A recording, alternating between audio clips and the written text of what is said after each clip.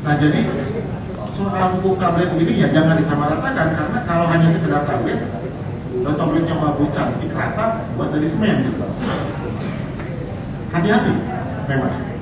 Ada yang bagaimana merekat pupuk itu asal bagus, itu dia menggunakan kaolin, marmer untuk murahnya.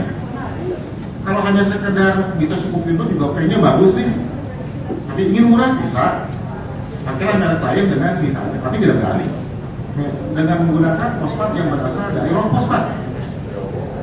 Raw fosfat itu Rp300 per kilo, sedangkan kami beli TSP impor itu Rp15.000 per kilo, jauh sekali kan.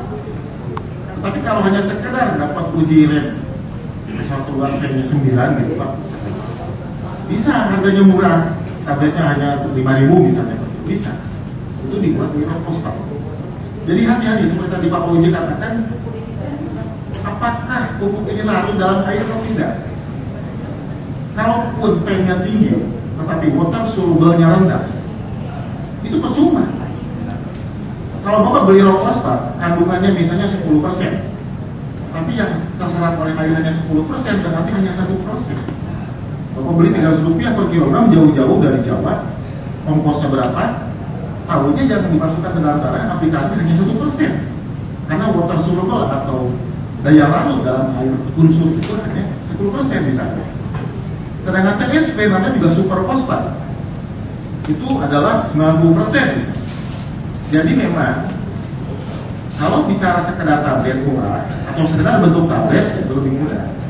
Saya kira kita jangan menyamakan antara nasi gitu ya, jenis bentuknya nasi, tapi semua nasi adalah pasti sama nih, pasti tidak enak gitu, jenis beras tertentu.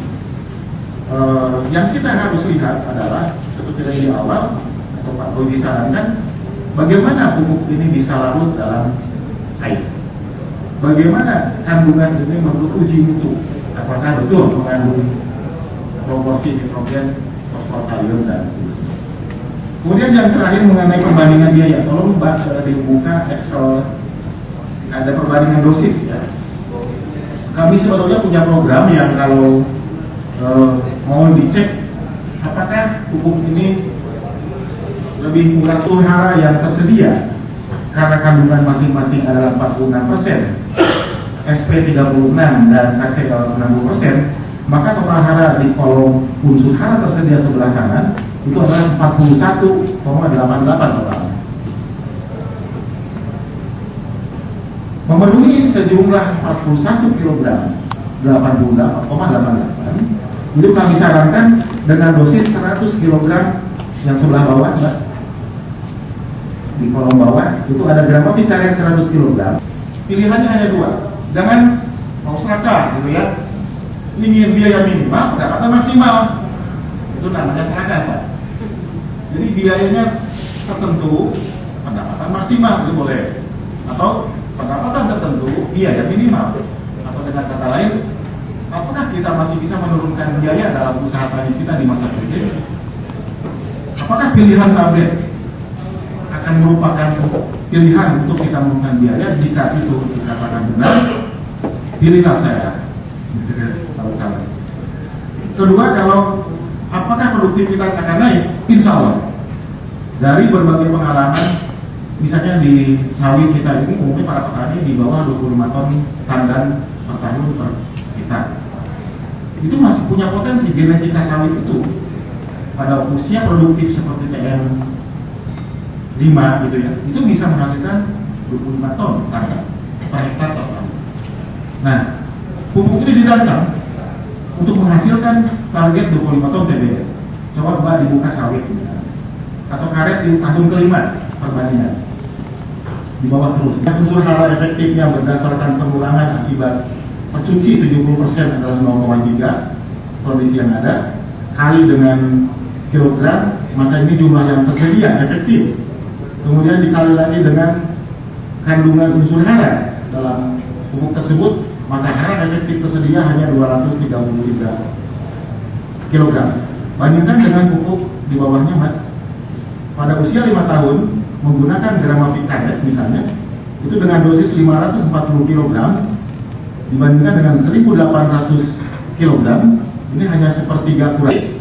Menggunakan gramomi karet, maka justru akan menaikkan berat. Kalau ada kondisi kok sama, mungkin pohonnya harus diajak ngobrol dulu. Ini butuh apa gitu kan? Tadi kalau kata Pak Uji kan diuji dulu gitu tanahnya. Jangan-jangan pohonnya lagi butuh magnesium, tanahnya nggak ada, dia nggak bisa ngomong. Begitupun kalau dikasih pupuk yang ditabur, Pak Polisi, dia nggak punya tangan gitu. Sayang banget itu, dia lihat ada akar itu kan, ada unsur makanan yang jauh dari mata akar. Begitu pada sawit, Mas. Jadi pada sawit misalnya, pada TM5 lah misalnya, supaya akrab ya. Pada TM5 itu direkomendasi PKS itu harus menggunakan pupuk TM5 itu adalah urea pupuk tabir 15 cm di atas dan di bawah permukaan. Ke depan, jika tanah kita makin mengeras, maka kita menggunakan itu untuk persiapan biopori. Kalau kebun kita ingin di bawahnya menjadi gembur, maka bor tanah itu lebih dalam lagi bornya, lalu isi dengan kompos yang Bapak buat sendiri di kebun, lalu tanamkan tabir. Maka nanti dalam tanah itu akan timbul rongga, maka banyak masuk cacing, maka tanah akan menjadi subur. Jadi ada kondisi tanah yang ekstrim, sudah sangat rusak akibat penggunaan pupuk kimia, maka kami nanti akan deklarasikan agar kebun membuat kompos sendiri dengan mesin sebelah kanan, kalau saya bisa. Lalu dibenamkan dengan teknik biopori. Sebetulnya itu untuk mengatasi banjir juga bagi tanah-tanah rawa. Itu dapat diatasi untuk mengurangi genangan air. Itu dengan membuat lubang resapan. Lubang resapan itu disarankan lalu berikan organik atau kompos, karena itu akan merangsang tumbuhnya dasar benih termasuk cacing tanah. Saya kira demikian hadirin sekalian, dan ini mungkin jawaban yang terakhir.